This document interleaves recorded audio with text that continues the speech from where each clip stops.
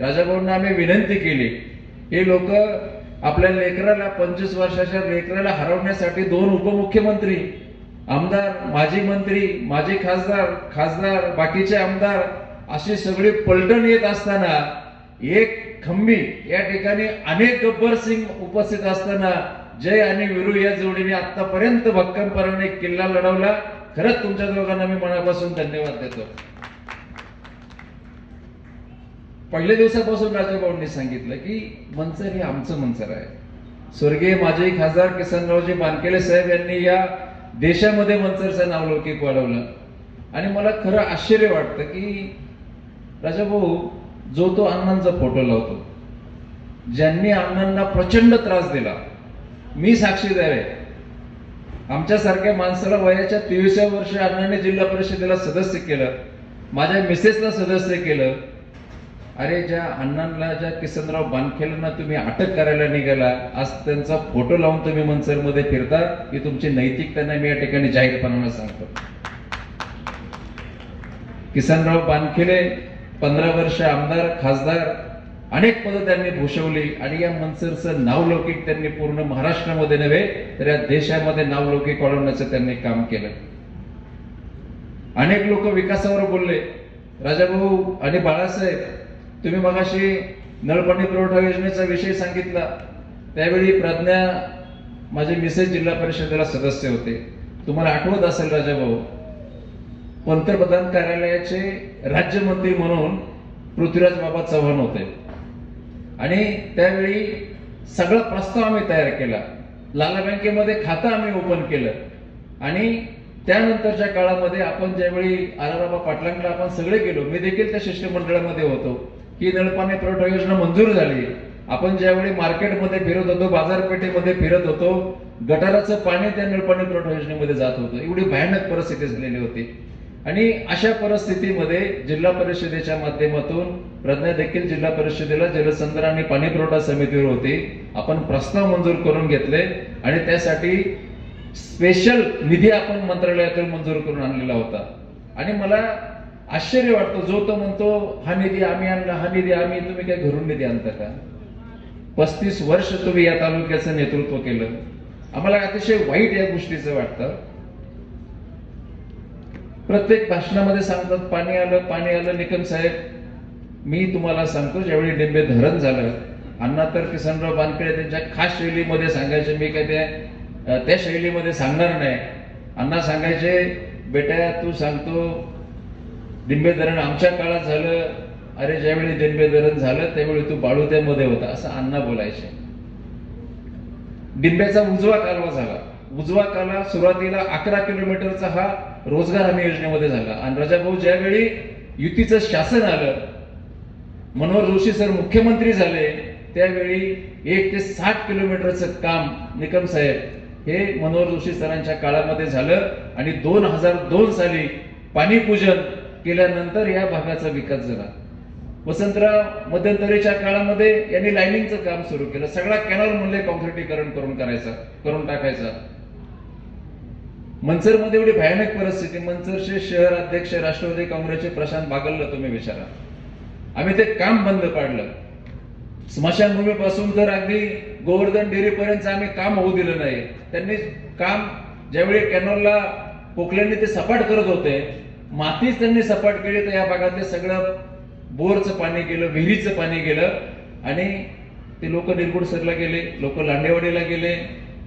ज्योतिताई निगोड देखील त्याच्यामध्ये होत्या. त्यांनी सांगितलं मला, म्हणे भाऊ असा असा विषय, म्हणलं काम बंद करा. नाही म्हणे, ते म्हणले सरकारी कामात अडथळा येतोय, आम्ही गुन्हे दाखल करू. चला म्हटलं मी येतो. मी स्वतः गेलो, तिथलं काम बंद केलं. एक सिमेंटचा टीम म्हणतात त्याला, तो भरून आलेला होता, त्या मोरडेवालीच्या पुलाव आपण खाली करायला लावला. म्हणून आज मंचर व्यवस्थितरित्या पाणी पिते. आणि हे सांगतात 136 कोटीची योजना केली. वसंतराव गेली 35 वर्ष सातगाव पठाराला भुलवलं. कलमोडी कलमोडी कलमोडी. एकदा भाषण करत असताना एक बाबा उठला, अरे म्हटला उठा उठा, धोतर ओलं झालं. शेजारचा म्हणला काय झालं? म्हणला कलमोडीचं पाणी आलं.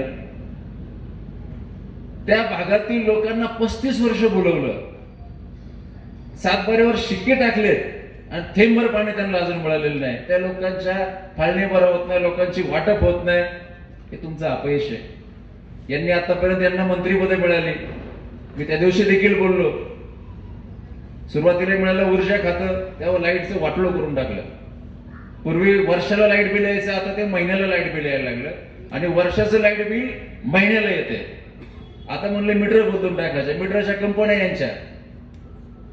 मी आता माझं लाईट बिल मी त्या दिवशी कॅल्क्युलेट केलं, एकूण रक्कम भागिले युनिट दिनेश भैया जवळ 52 रुपये युनिट बसते. मीच हँग झालो, म्हटलं बाकी आपण बघत नाही त्यांचा अवांतर खर्च वगैरे. अशा प्रकारचं एमएससीबीचं यांनी हे पहिलं मंत्रीपद, यांना अर्थ खातं मिळालं. अजित पवार तर म्हणतात माझ्याकडे तिजोरीची महाराष्ट्राची चावी आहे, यांच्याकडे काही काळ तिजोरीची चावी होती. मग जर तुम्हाला अर्थमंत्रीपद मिळालेलं होतं, काल कलमडूची योजना झाली नाही का, तुमची म्हापसेकांची योजना झाली नाही का, पांडवदरा पाझर तलावाचं काम झालं नाही.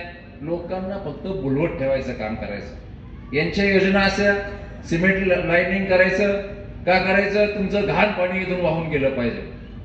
मला रजनीकांत तुझं खूप कौतुक वाटलं का तुम्ही अतिशय अभ्यासपूर्वक काम या ठिकाणी करताय. तुझं विजन जे आहे, तुझी जी दूरदृष्टी आहे, खऱ्या अर्थानं मंचर शहराचा कायापालट जर झाला तर तो तुझ्याच हातून होईल अशी आमची खात्री आहे. पाण्याचा पीएच किती आहे, पाण्याचा ईसी किती आहे, इलेक्ट्रिकल कंडक्टिव्हिटी त्याच्यामध्ये असणारी क्षारता किती आहे, आपल्यामध्ये सगळ्या मंचर आणि मंचरचा परिसर बाळासाहेब कुणी घाण केलाय. सगळं घाण पाणी आपल्या आजूबाजूला येते आणि ते पाणी तुम्हाला प्यायला लागतंय. तुम्हाला सांगतो, माझी सगळ्यांना विनंती आहे, तुम्ही मंचर व्यापाऱ्यांच्या हातात देऊ नका, नाहीतर हे व्यापारी आपला दिनेश भैया बाजार उठवल्याशिवाय राहणार नाही. लक्षात घ्या, मी तुम्हाला जबाबदारीने सांगतोय, हा स्वाभिमानी कर मंचर कर आहे आणि या मंचरकरांना माझी कळकळीची विनंती आहे की हा भविष्य काळ जर तुम्हाला आपल्याला व्यवस्थित जायचं असेल, मंचरकरांचा स्वाभिमान ठेवायचा असेल, बाहेरच्या लोकांचा मंचरमध्ये तुम्ही हस्तक्षेप होऊ देऊ नका, अशी माझी तुम्हाला कळकळीची विनंती आहे. परवा बिबट्याचा प्रश्न, निकम साहेब, बिबट्याच्या प्रश्नासाठी आंदोलन केलं, आमच्यावर असले भारी गुन्हे टाकले, जसं काय राष्ट्रीय सुरक्षा धोक्यात आली असे आमच्यावर गुन्हे टाकले. आणि त्या आंदोलनामध्ये जे घाण करायला आलेले होते त्या लोकांवर गुन्हे नाहीत, त्यांच्या पक्षाचे काय पदाधिकारी त्यांच्यावर गुन्हे दाखल केलेले नाहीत. म्हणजे याच्यामध्ये तुमची नीतिमत्ता लक्षात येते. सर्वसामान्य माणसाच्या हितासाठी आपण लढतो आहोत, आयुष्यभर लढत आलो आणि भविष्य काळामध्ये देखील आम्ही लढत राहू. गुन्हे काय तुम्ही आम्हाला चौकात फाशी द्या तरी आम्ही घाबरणार आहे. क्रांतिकारीच्या विचाराचे पायीक आम्ही आहोत, त्यांचा विचार सर्वसामान्य माणसापर्यंत पोहोचवण्याचं काम आपण करत आहोत. त्यामुळे आम्ही तिथे काय घाबरायचा अजिबात विषय येत नाही. बऱ्याच वेळा आपण भीमाशंकरला जातो, काय परिस्थिती भीमाशंकरच्या रस्त्याची, देशभरातून लोक येतात आणि अक्षरशः शिव्या घालतात. भीमाशंकर सारख्या ठिकाणी शौचालय देखील नाही. माझे एक पोलीस अधिकारी मित्र होते, त्यांनी सांगितलं की बाहेर बसून ज्या महिला येतात, पावसा पाण्याच्या येतात, म्हणतात साहेब कृपया तुम्ही रस्त्यावर उभे राहा, आम्ही बाजूला जातो जंगलामध्ये. एवढी भयानक परिस्थिती. काय तुम्ही सांगता प्रत्येक वेळी भीमाशंकर विकास आराखडा केला, अमुक विकास आराखडा केला. मी तर नेहमी सांगतो यांचा विकास हा क्रिप्टो करन्सी सारखा आहे, आभासी विकास. फक्त कोट्यवधी रुपये दिसतात, परंतु सर्वसामान्य माणसापर्यंत हे काम कधी आतापर्यंत त्यांचं आलेलं नाही असं मला या ठिकाणी तुम्हाला वाटतंय. मला सांगावं वाटतं, बोरवाडी ते आता जांबूत आणि शिक्रापूरचा रस्ता आहे, अतिशय खंत वाटते. 350 कोटीचं हे काम आहे बाळासाहेब, आणि त्याच्यामध्ये पूर्वीचा रस्ता 12 फुटाचा होता, नंतर परत 3-3 फूट वाढवले. तुम्ही घ्या ना, अजून 2-2 फूट वाढवून घ्या, 40 फुटाचा रस्ता केलाय. निकम साहेब कुठेही त्याचं ऍक्विजिशन नाही 1 फुटाचं सुद्धा, आणि डायरेक्ट तुम्ही आरोडोडो टाकून दिलाय.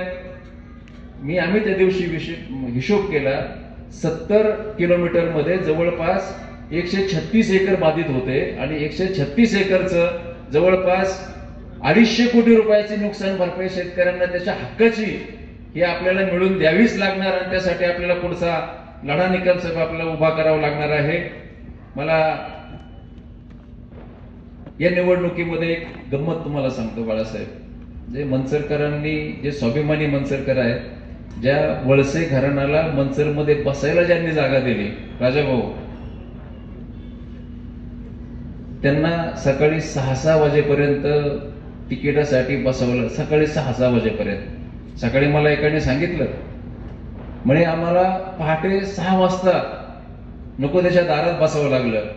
आमचा स्वाभिमान म्हणजे यांनी स्वाभिमान आमचा घालवला. मला सांगायला म्हणजे एबी फॉर्म एकाला दिला राजाभाऊ आणि दुसऱ्याला जाऊन सांगितलं तू अपक्ष भर, आपल्याला त्याचे जिरवायचे.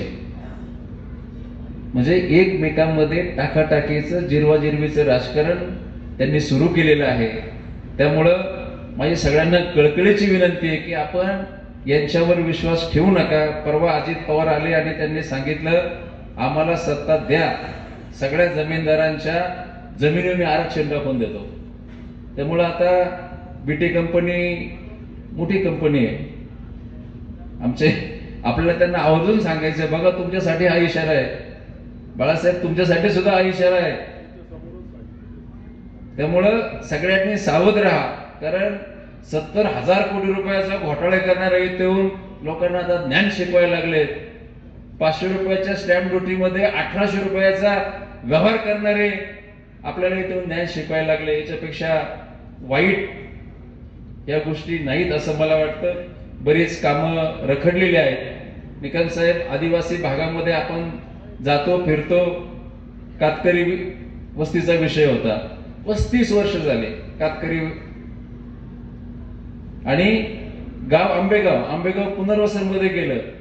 वसंतराव 35 वर्ष लोकांना आधार कार्ड मिळत नव्हतं. 35 वर्ष लोकांना मतदानाचं कार्ड मिळत नव्हतं.